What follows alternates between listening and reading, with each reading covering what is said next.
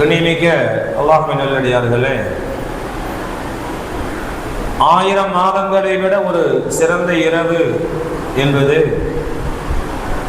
இந்த உலகத்திலே முஹம்மது ஸல்லல்லாஹு அலைஹி வஸல்லம் அன்னவர்களுடைய சமூக மக்களுக்கு மாத்திரமே வழங்கப்பட்ட ஒரு சிறப்பு. 1000 மாதங்களை விட சிறந்தது என்பதற்கு 2 விதமான விளக்கம் சொல்வார்கள். முதலாவது, பனு இஸ்ரவேலர்களுக்கு அல்லாஹ் நிறைய நபிமார்களை அனுப்பி கொண்டிருந்தார். அந்த பனு இஸ்ரவேலர்களுடைய வேலை என்னன்னா, ஒரு சாரார் வரக்கூடிய நபிமார்களை பின்பற்றி நடப்பார்கள், இன்னொரு சாரார் அந்த நபிமார்களை கொலை செய்யக்கூடியவர்களாக இருந்தார்கள். நிறைய நபிமார்களை கொலை பண்ணாங்க. இதுல அந்த பனு இஸ்ரவேல் சமுதாயத்திலே யூஷா இப்னு நூன் என்று சொல்லக்கூடிய ஒரு நபி, அவருக்கு பின்னால் ஷம்மூனே காசி என்று ஒரு இறை தூதர் வந்தார். ஷம்மூனே காசி, இந்த ஷம்மூனே காசி என்ற இறை தூதரை பனு இஸ்ரவேலர்களில் யாரும் அவரை ஆதரிக்கவில்லை. அவரை கொலை செய்வதற்காக வேண்டி குஃபார்கள் கங்கணம் கட்டி கொண்டிருந்தார்கள். நபிகள் பெருமானார் ஸல்லல்லாஹு அலைஹி வஸல்லம் அவர்கள் சொல்வார்கள், இந்த ஷம்மூன் காசி என்று சொல்லக்கூடிய இந்த இறை தூதர், இவர் அவருடைய சமூகத்தால் தனித்து விடப்பட்டார். ஆனால் அல்லாஹு தஆலா அவருக்கு உதவியாக ஒரு அசாவை வழங்கி இருந்தார். அசானா ஒட்டகத்தினுடைய எலும்பு இருக்கா இல்லையா, அந்த ஒட்டகத்தினுடைய எலும்பு ஒன்றை கையில் வைத்திருப்பார். அதுதான் அவருக்கு பாதுகாப்பு. கிட்டத்தட்ட 1000 மாதங்கள் அந்த ஒட்டகத்தினுடைய எலும்பை கையில் வைத்துக் கொண்டு இஸ்லாமிய பிரச்சாரம் செய்தார். அவரை யாரெல்லாம் எதிர்க்கின்றார்களோ அவர்களுக்கு எதிராக இதை பயன்படுத்துவார். 1000 மாதங்கள் கிட்டத்தட்ட தியாகம் செய்து போராடி அந்த மக்களிடத்திலே இஸ்லாத்தை எடுத்துரைத்தார் என்பதாக பெருமானார் ஸல்லல்லாஹு அலைஹி வஸல்லம் அவர்கள் சொல்வார்கள். அறிஞர் பெருமக்கள் சொல்லக்கூடிய முதல் விளக்கம் இதுதான்.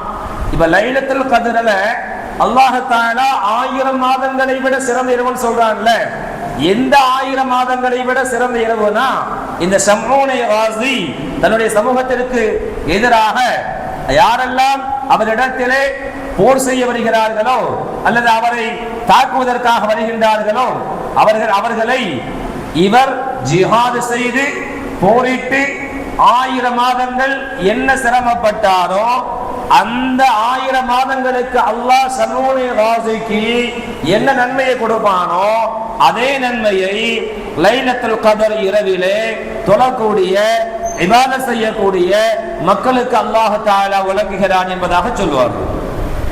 இது முதல் கருத்து. அடுத்து இரண்டாவது, இந்த உலகை ஆட்சி செய்த மன்னர்கள், ஒட்டுமொத்த உலகத்தையும் ஆட்சி செய்த மன்னர்கள் 4 பேர். அதுல 2 பேர்கள் முஸ்லிம் மன்னர்கள். ஒருவர் சுலைமான் அலைஹிஸ்ஸலாம், இன்னொருவர் சிக்கந்தர் துல்கர்னைன். 2 பேருமே இந்த உலகை முழுவதும் ஆட்சி செய்தவர்கள். சொல்லுவாங்க, சுலைமான் அலைஹிஸ்ஸலாம் அவர்களுடைய ஆட்சி இந்த உலகத்தில் மொத்தம் 500 மாதங்கள் இருந்ததாம்.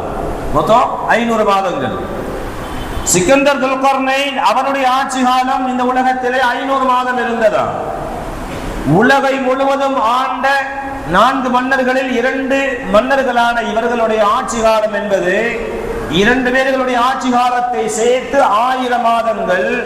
இந்த 1000 மாதங்கள் எப்படி சிறப்பிற்குரியதோ, இவர்களுடைய இந்த 1000 மாத ஆட்சி காலம் எப்படி அல்லாஹ் தஆலாவால் பொருந்திக் கொள்ளப்பட்டதோ, அதே போன்று இந்த லைலத்துல் கத்ர் இரவுல யார் இபாதத் செய்கிறார்களோ அந்த அளவிற்கு உண்டான நன்மையை அல்லாஹ் தஆலா அவர்களுக்கு வழங்குவான் என்பதாக சொல்வார்கள். நிறைய கருத்துகள் இருக்கிறது. இந்த 2 கருத்துகளுக்கு முன்னுரிமை கொடுத்து சொல்லப்படுவதால் இத்தோடு இதை முடித்துக் கொள்கிறேன். ஆக லைலத்துல் கத்ர் அல்லாஹ் சொல்லும் பொழுது என்ன சொல்றான்? 1000 மாதங்களை விட சிறந்தது. 1000 மாதங்கள் சிறந்ததுன்னு சொல்லல, 1000 மாதங்களை விட அப்படின்னா அதை தாண்டி ஒன்று இருக்குது. அல்லாஹ் ஏன் 1000 சொன்னா தெரியுமா? அது முதல்ல தெரியும். அரபுல 1000க்கு மேல நம்பர்ஸ் கிடையாது. அல்ஃப் தான், லட்சத்துல நம்பர் இருக்கு. அரபு இதுல கிடையாது. கோடி, மில்லியன், பில்லியனுக்கு அரபி வார்த்தையில நம்பர் கிடையாது. அப்ப அரபிகளுக்கு, அன்றைய கால அரபிகளுக்கு 1000 தான் தெரியும். சரியா? எனவே ஒரு ஓமானத்திற்காக வேண்டி அல்லாஹ் அவங்களுக்கு இருக்கிறதே பெரிய நம்பர்ஸ் என்னன்னா 1000 தான். இந்த 1000ஐ ஓமானமாக வைத்து அல்லாஹ் தஆலா சொன்னான் என்பதாக சொல்லிவிட்டு, அப்ப 1000 மாதங்களை விட அப்படின்னா அது 10,000 மாதங்களாகவும் இருக்கலாம், அல்லாஹ் நாடுனா லட்சம் மாதங்களாகவும் இருக்கலாம், அல்லாஹ் ஆளும். அல்லாஹ் மாத்திரமே அறிந்தவன். ஆக 1000 மாதத்திற்கு குறைவாக அல்ல, அதை தாண்டி ஒரு மனிதர் அமல் செய்த நன்மையை லைலத்துல் கத்ர் இரவிலே அந்த ஒரு இரவில் அமல் செய்யக்கூடிய மனிதருக்கு அல்லாஹ் வழங்குகிறான் என்பதாக சொல்வார்கள். எவ்வளவு மகத்துவம் வாய்ந்த இரவு! 27, சில ஹதீஸ்கள் 21 இருக்குது. அது சில குறிப்பிட்ட ஒவ்வொரு சஹாபாக்கள் 21 இருக்கலாம்னு சொல்றாங்க, சில பேர் 25 இருக்கலாம்னு சில பேர்கள் சொல்றாங்க, 29 இருக்கலாம்னு சில பேர்கள் சொல்றாங்க. ஆனால் பெரும்பாலான சஹாபாக்கள், பெரிய சஹாபாக்கள், பெரும்பாலான பெரிய சஹாபாக்கள் 27 லைலத்துல் கத்ர் இரவாக இருக்கலாம் என்று குறிப்பிடுவதால் பெரும்பாலான மக்கள் அதை ஏற்றுக்கொண்டு இன்றைக்கு பெரும்பாலான மக்கள் என்ன செய்கிறோம்? இபாதத் செய்வதற்காக வேண்டி வந்திருக்கிறோம். அல்லாஹ் தஆலா இதை கபூல் செய்ய வேண்டும். இந்த இரவை அல்லாஹ் தஆலா லைலத்துல் கத்ர் இரவாக நமக்கு அல்லாஹ் ஆக்கி தந்தல் புரிவானாக. ஆமீன் சொல்லுங்க. கபூலானா அதை விட பெரிய பாக்கியம் என்ன இருக்குது? இந்த இரவு சுருக்கமாக முடிக்கிறேன். இந்த இரவு இந்த பூமி முழுவதும் நெருக்கடியாகிறது, கடுமையான டிராபிக் ஆகும். யாரால்? மலக்குமார்களா. வானத்திலே உள்ள பெரும்பாலான மலக்குமார்களை அல்லாஹ் தஆலா என்ன செய்றான்? பூமிக்கு அனுப்புறான். சொல்லுவாங்க நபி ஸல்லல்லாஹு அலைஹி வஸல்லம் அவர்கள், எந்த அளவுக்கு மலக்குமார்கள் வருவாங்கன்னா, இந்த பூமியில உள்ள கற்கள் இருக்கா இல்லையா, பொடி பொடி கற்களுடைய அளவு எந்த அளவிற்கு இந்த பூமியில் இருக்கிறதோ அந்த அளவிற்கு மலக்குமார்கள் பூமிக்கு வருவாங்க. எதுக்கு வர்றாங்க? பூமிக்கே வருவாங்க. வானத்திலே அல்லாஹ்வை தஸ்பீஹ் செய்து கொண்டு அல்லாஹ்வை இபாதத் செய்து கொண்டிருக்கக்கூடிய அந்த மலக்குமார்கள் பூமிக்கு ஏன் வருகிறார்கள் என்றால், லைலத்துல் கத்ர் இரவிலே அல்லாஹ்வை தஸ்பீஹ் செய்து தொழுது இபாதத் செய்யக்கூடிய மக்களை சந்திப்பதற்காக ஒன்று. இரண்டாவது, அவர்களுக்கு வாழ்த்து சொல்வதற்காக. வாழ்த்துக்களை எப்படி சொல்வார்கள் என்றால், முசாஃபஹா செய்வார்களாம், நாம் அறிய மாட்டோம். முசாஃபஹா செய்வதற்கு அந்த மலக்குமார்கள் முன் வருவார்களாம். ஆக வாழ்த்து சொல்வதற்காக வேண்டி வருகிறார்கள் என்பது 2. மூன்றாவது, இந்த இரவை ஹயாத்தாக்கக்கூடியவர்களுக்கு, சாலிஹான அமலால் இந்த இரவை உயிர்ப்பிக்கக்கூடியவர்களுக்காக வேண்டி அவர்கள் என்ன செய்யறாங்க? அல்லாஹ்விடத்திலே அவர்கள் துஆ செய்கிறார்கள். நமக்காக வேண்டி நம்ம துஆ செய்யறோமோ இல்லையோ, நமக்காக வேண்டி நம்ம தௌபா செய்யறோமோ இல்லையோ, நமக்காக வேண்டி யார் தௌபா செய்யறா, யார் துஆ செய்யறா? மலக்குமார்கள் நமக்காக வேண்டி இந்த இரவிலே துஆ செய்கிறார்கள். அதிலும் சிறப்பாக யார்? ஹஜ்ரத் ஜிப்ராயில் அலைஹிஸ்ஸலாம். ஜிப்ராயில் வருகிறார். ஜிப்ராயில் மற்ற சாதாரண மலக்குமார் மாதிரி அவர் கிடையாது. சய்யிதுல் மலாயிகா, மலக்குமார்களுக்கெல்லாம் தலைவர். உலகத்தில் அல்லாஹ் எத்தனை கோடி மலக்குகளை அல்லாஹ் தஆலா படைத்திருக்கிறான் தெரியுமா?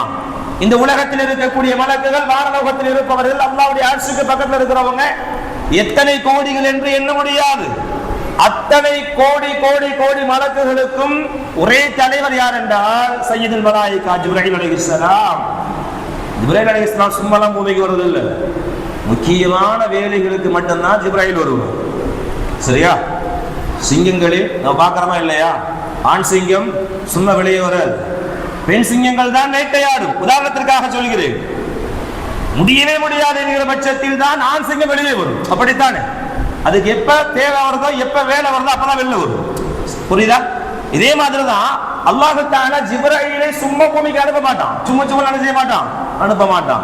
ஏன்னா அவர் அல்லாஹ்வுடைய அர்ஷுக்கு பக்கத்தில் இருக்கக்கூடியவர். அல்லாஹ்வுடைய அர்ஷுக்கு பக்கத்தில் இருக்கக்கூடியவர். அல்லாஹ்வுடைய அர்ஷ் எங்க இருக்குது?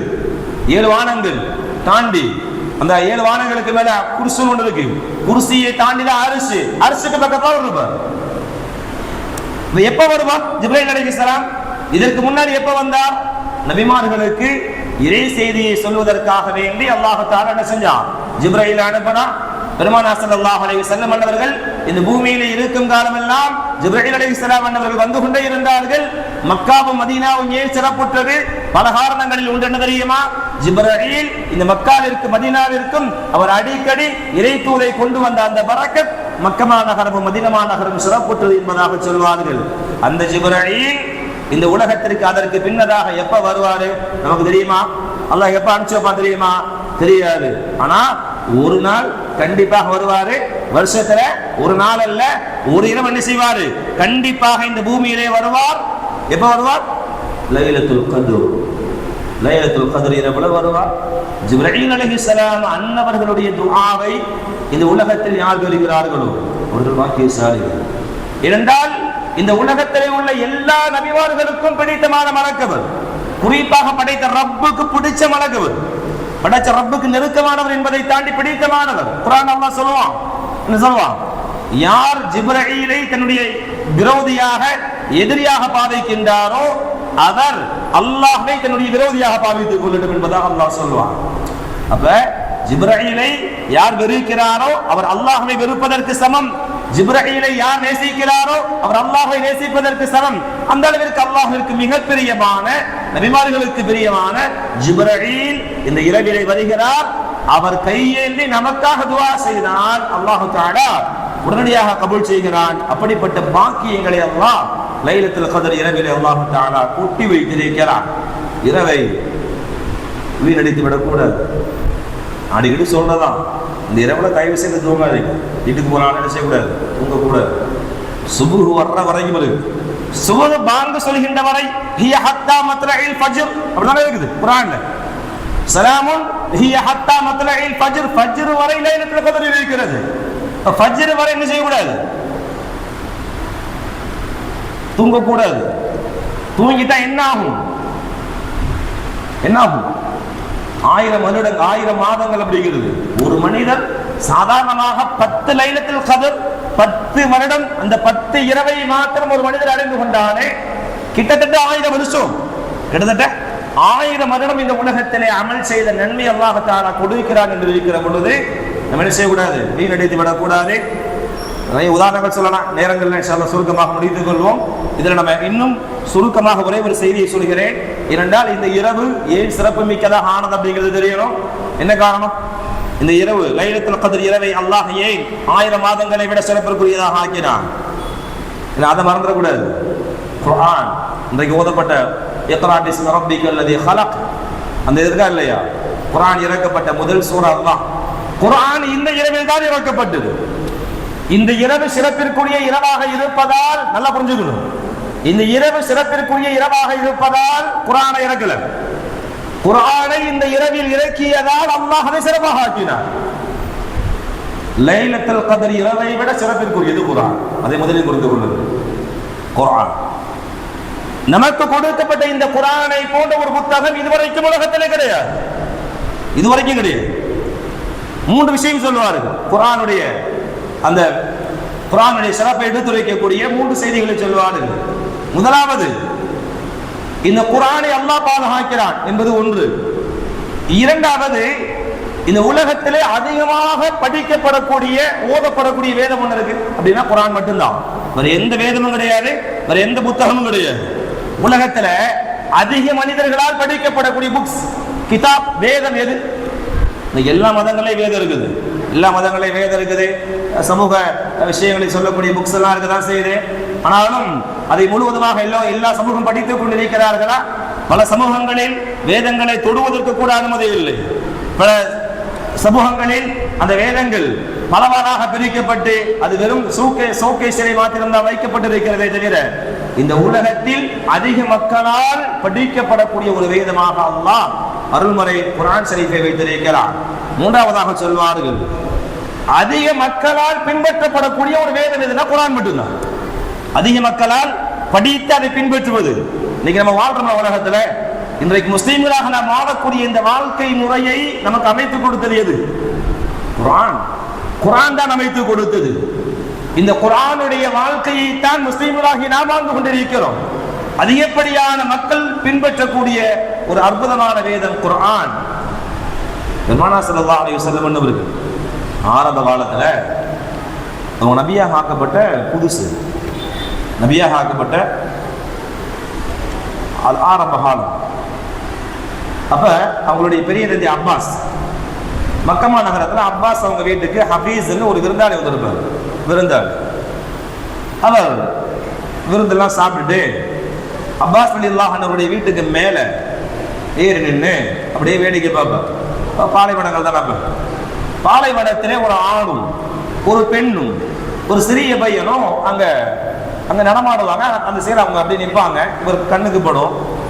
அப்பாஸ் கூட கேட்பாரு, அப்பாஸ் அவர்களே, யார் இவர்கள், இந்த 3 பேர்கள் பாலைவனத்தில் என்ன பண்றாங்கன்னு கேட்பாரு.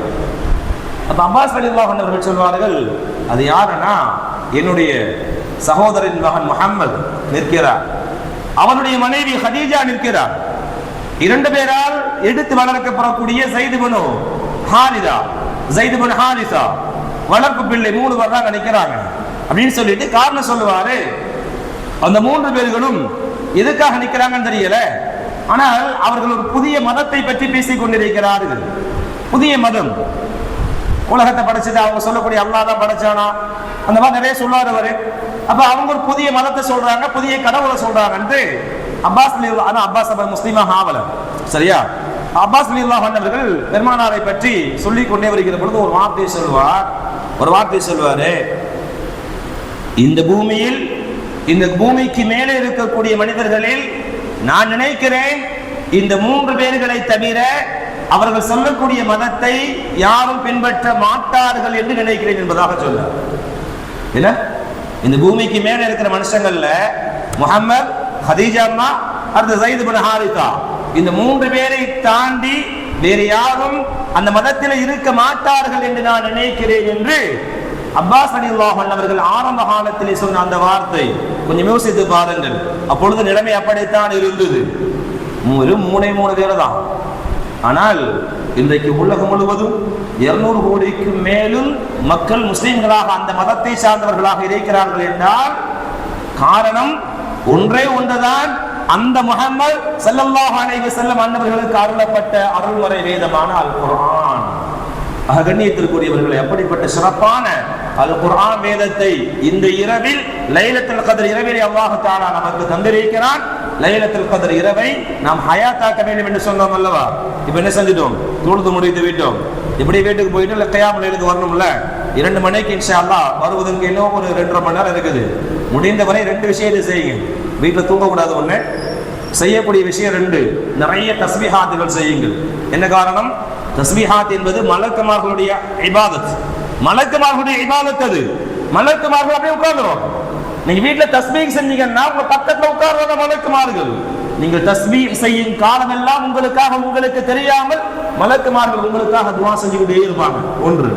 2வது, இந்த இரவிலே குர்ஆன் ஓதுங்கள். இந்த இரவிலே இன்ஷா அல்லாஹ் குர்ஆன் ஓதுங்கள், ஓதிக்கொண்டே இருங்கள். குர்ஆனை நீங்கள் ஓத மலக்குமார்களுடைய ஒரு கூட்டம் உங்களை சுற்றி உட்கார்ந்து கொண்டு அதை கேட்டுக்கொண்டே இருப்பார்கள்.